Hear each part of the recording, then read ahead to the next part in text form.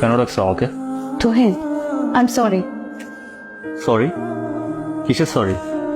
এতদিন পর তুমি আমাকে এখানে সরি বলার জন্য রাখছো? আমি অনেকদিন ধরে চেষ্টা করছিলাম তোমার সাথে দেখা করে যা হয়েছে সবকিছুর জন্য সরি বলতে, কিন্তু তোমার সাথে আমি যা করেছি না, তোমার সামনে গিয়ে দাঁড়ানোর সাহসটা আমার হয় না। তাহলে এখন দাঁড়িয়ে আছো কেন? আমি অনেক চেঞ্জ হয়ে গেছি, আমার সবকিছু চেঞ্জ হয়ে গেছে, টাকা পয়সা অনেক বেড়ে গেছে, তাই আমার কাছে ফেরত আসতে চাচ্ছ? সেই সুযোগ তোমাকে আর দিব না। তোমার মতো একটা গোল্ড ডিগার মেয়ের কাছে আমি জীবনে ফেরত আসবো না। এখান থেকে চলে যাও। তোহিন প্লিজ। আপনার তোর কি মনে হয় তুই আমার সামনে এসে একটু ন্যাকা কান্না করবি, দু চারবার সরি বলবি আর আমি সবকিছু ভুলে যাবো?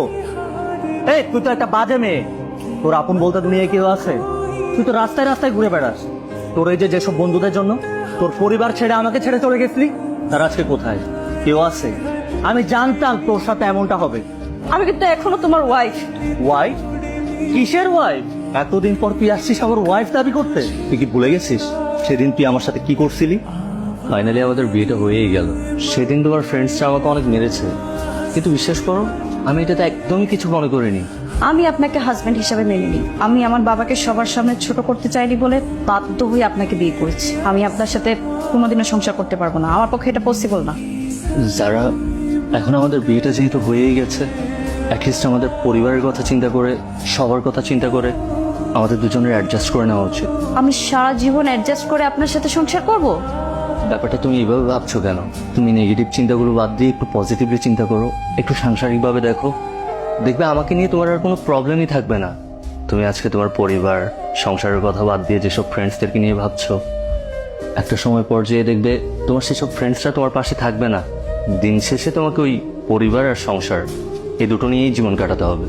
আপনি ভাবলেন কি করে আমি সারা জীবন আপনার সাথে সংসার করব?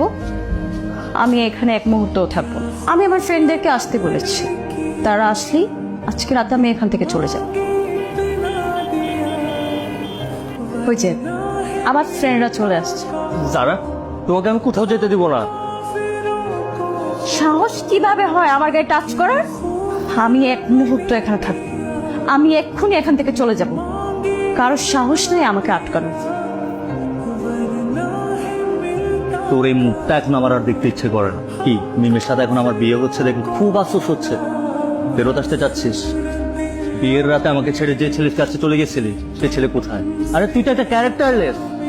দুদিন পর যদি আমার থেকে বেটার কোনো অপশন পাস, সেখানে চলে যাবি। আর হ্যাঁ, এখন কি তোর সাথে আমার যায়? আমার দামি গাড়ি, ব্র্যান্ডের জামা কাপড়, এগুলো নিয়ে কথা বলেছি?